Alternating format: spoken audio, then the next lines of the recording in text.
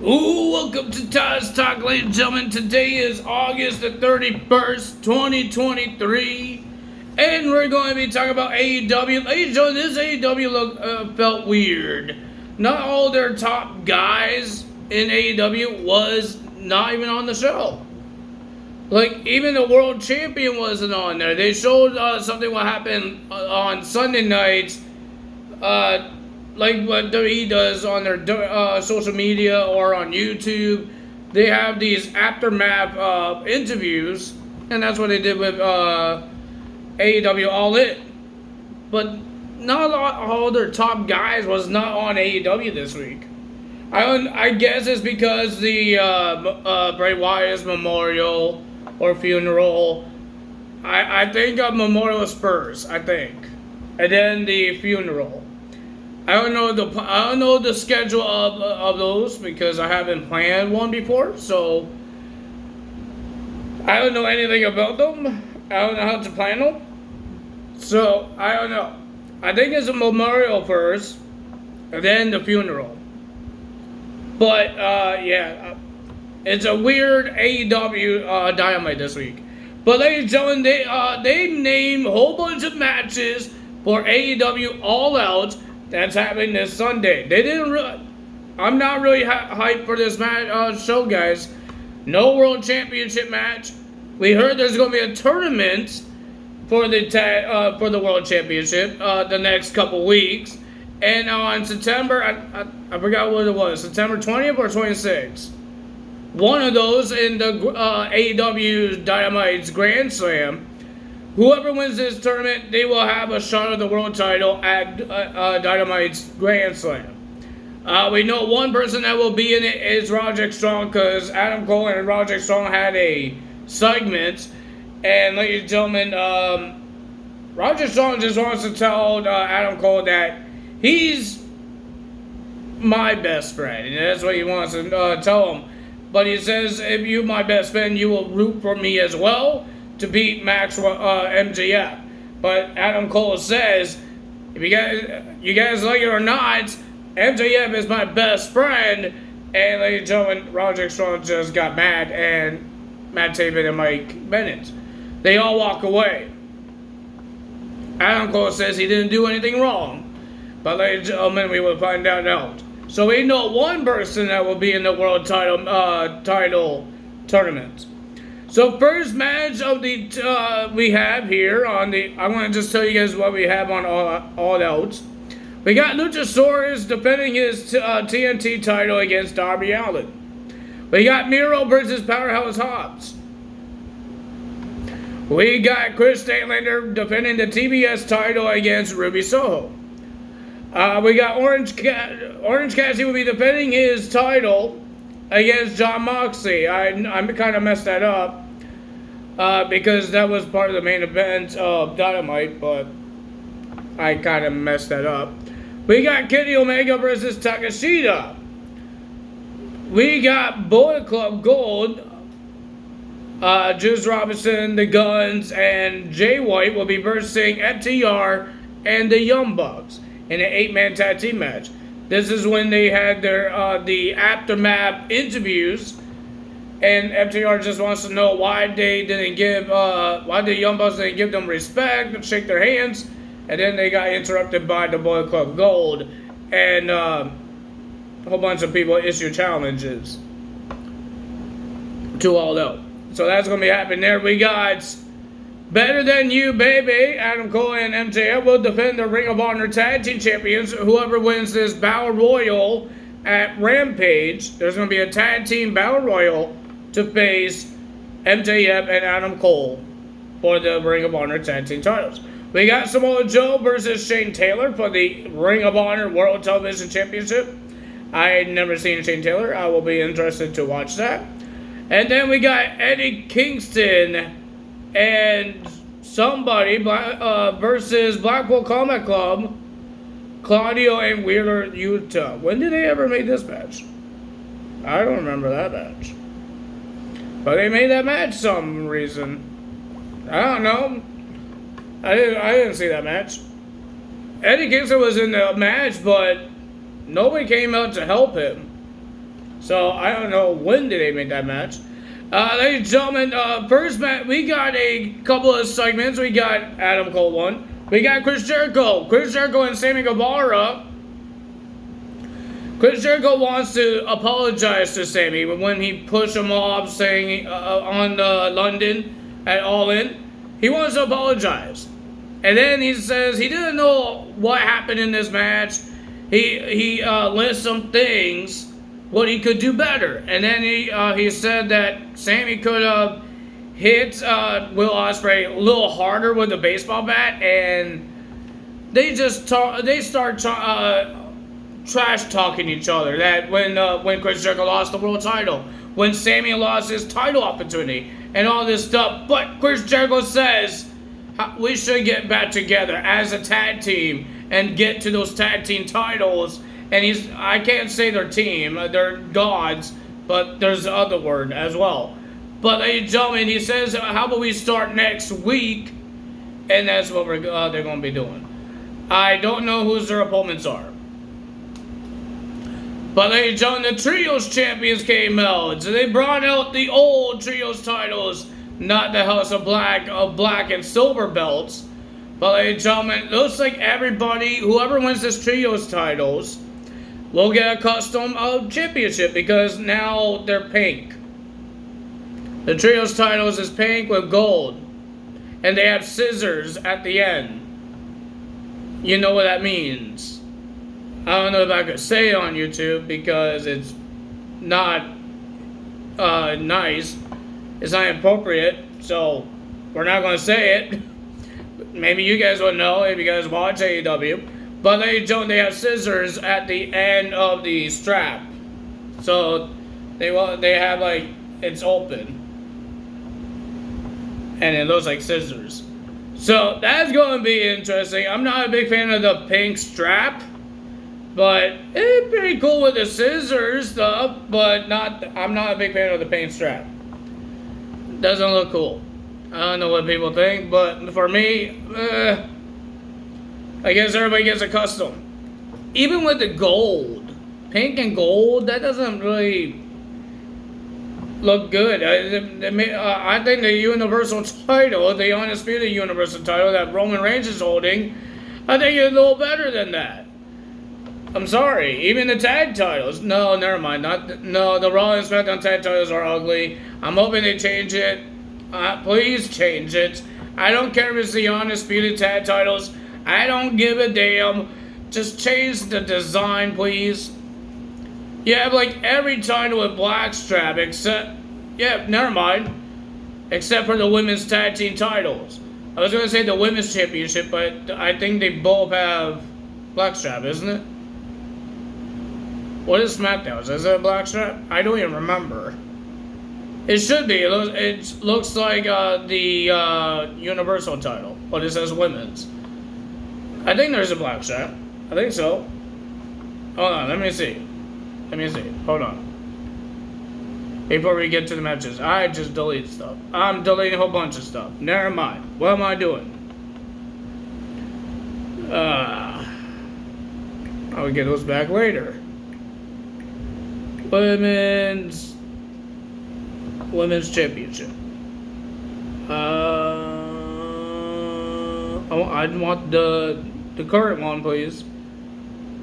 Oh, it is a white strap. I thought it was a black strap, but it's a white strap. The Women's World Championship is a black strap.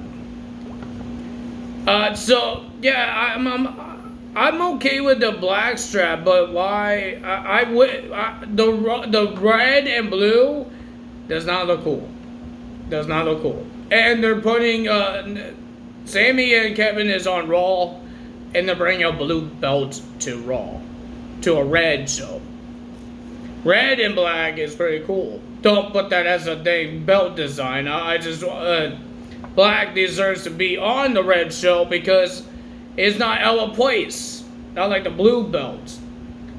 I'm hoping they change the design. I'm hoping that if Triple H stays as creative and he changed that, I'd be happy. Even white as well. The white with the blue and the red color things. for the arenas, it doesn't look like LA Place. The pink in AEW's trios titles, they are little LA Place. There's no pink anywhere in the colors of the arena or the logo. I mean, not the logo, the background. There's like red, there's blue, there's white. It looks like America's background, and you got pink pink belts. And every single championship they have is a black strap except for this title. These titles. Every title is a black strap except for those. I believe so. TBS title, the TNT title.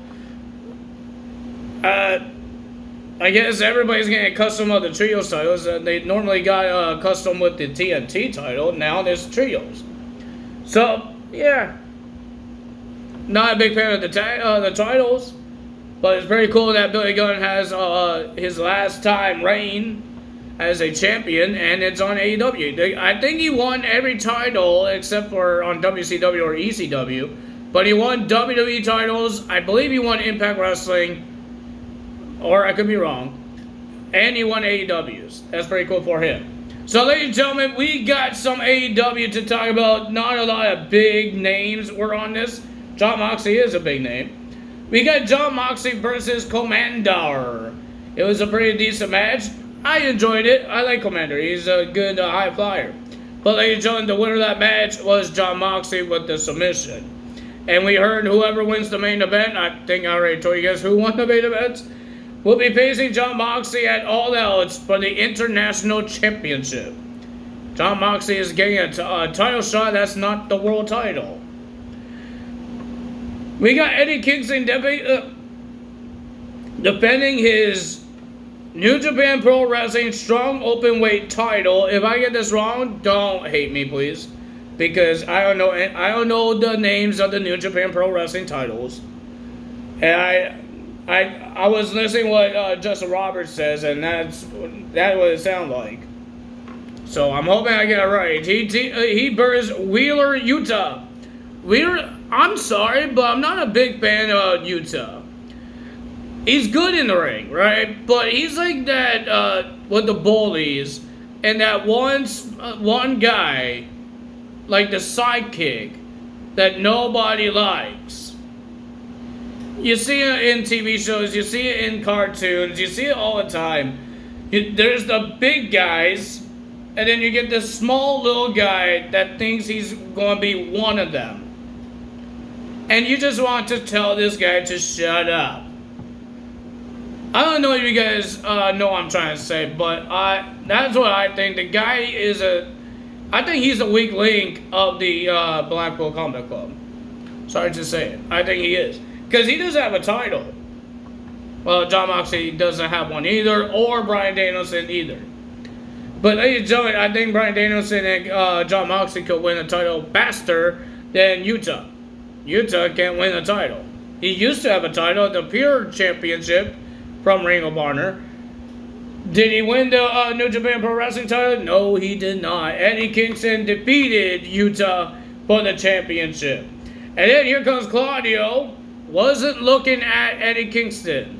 He didn't want to look at him. He just went and he helped his friend out to walk in the backstage. He didn't look at him. He was walking straight and not looking at Eddie Kingston.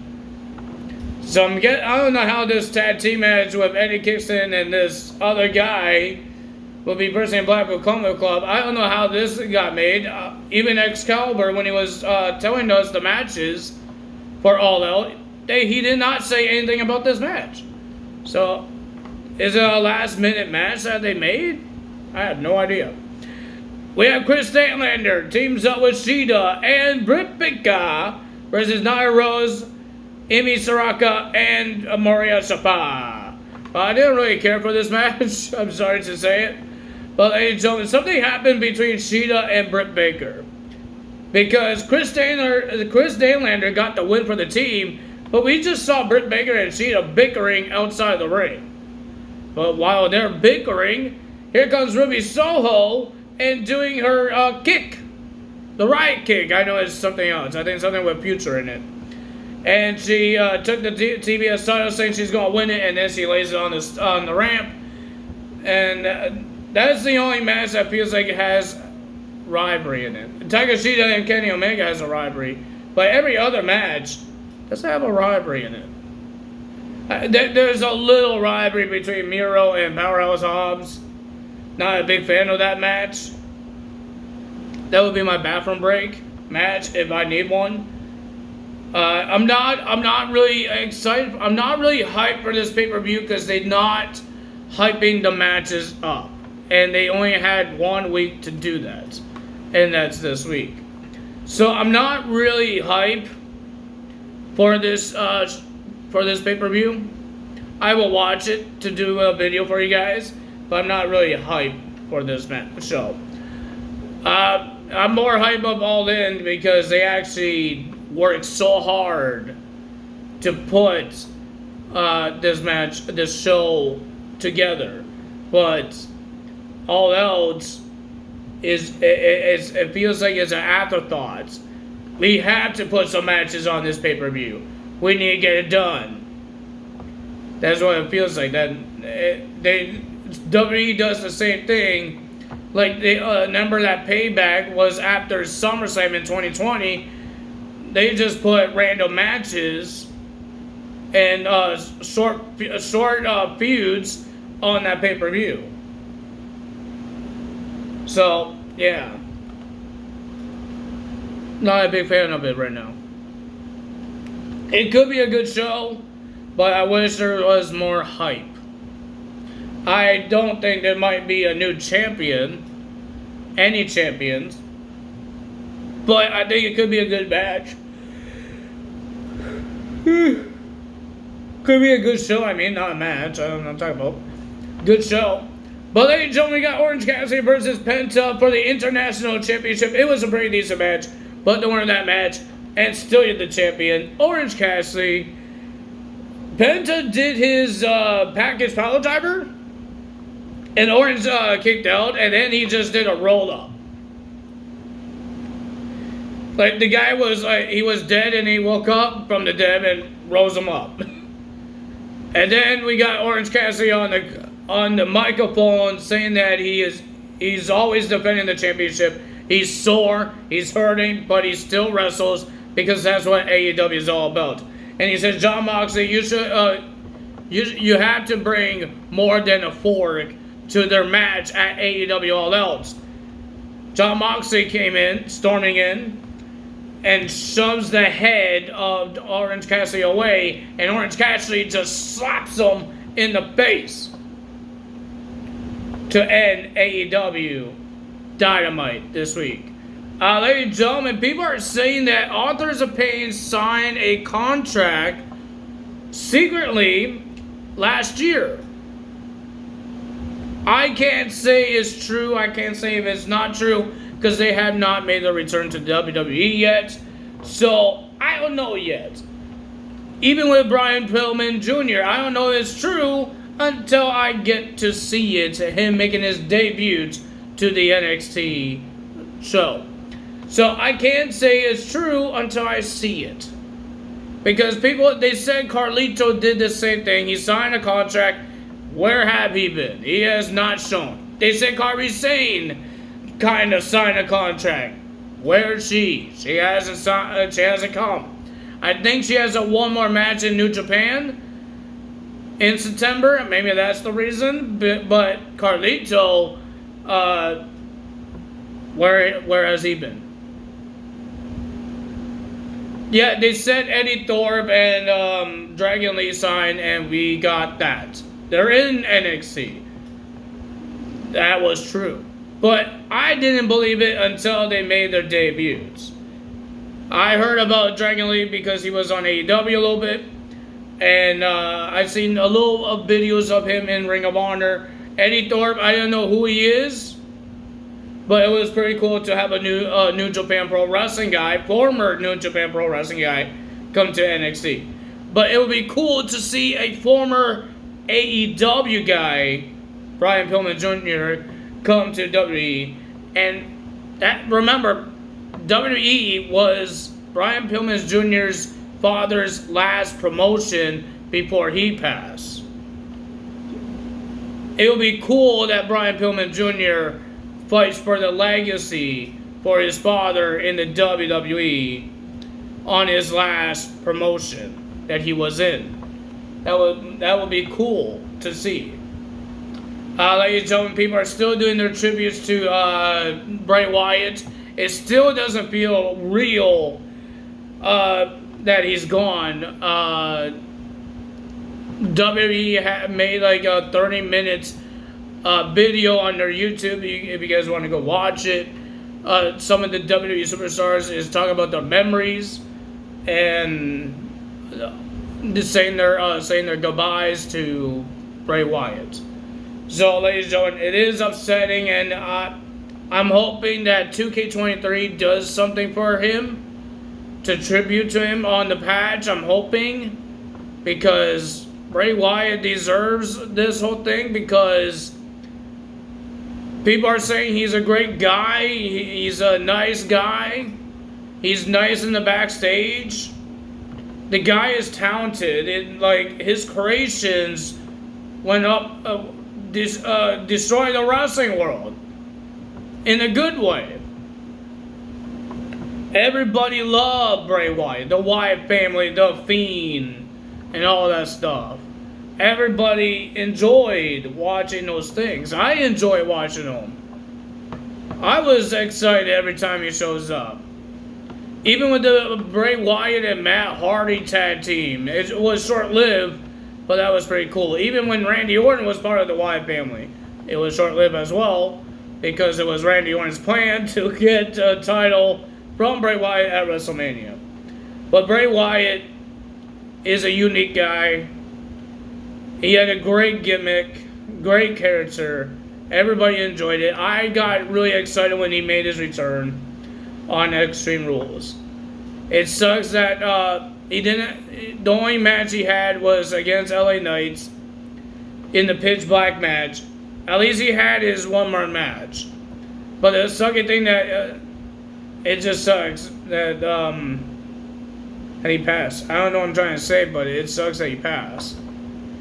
It really sucks, because I missed watching The Fiend. I missed watching Bray Wyatt. I just miss watching Bray Wyatt entertain the world.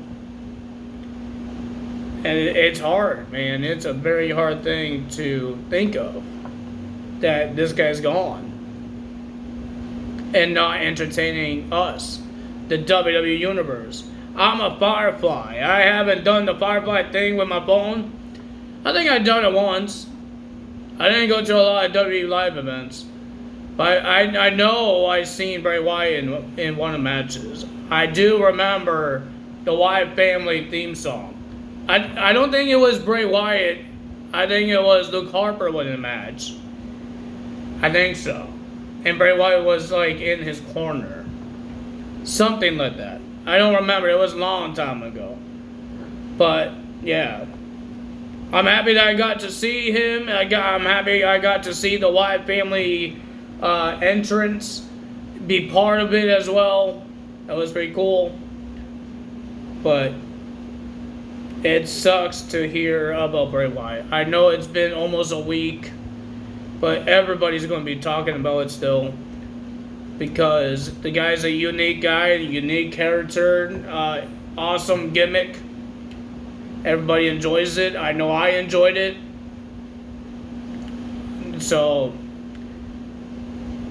rest in peace to Bray Wyatt. I know I said this a couple of times in my videos, but I want to keep saying it until everything dies down and we get back to reality, because this does not feel real. It felt like that with Brody Lee when he passed. Did not feel real, because he is contracted to AEW. We all want him to return, and then we get the news that he passed. So, just like Brody Lee is not going to feel like real until everything go back to the real life, and that's going to be a while.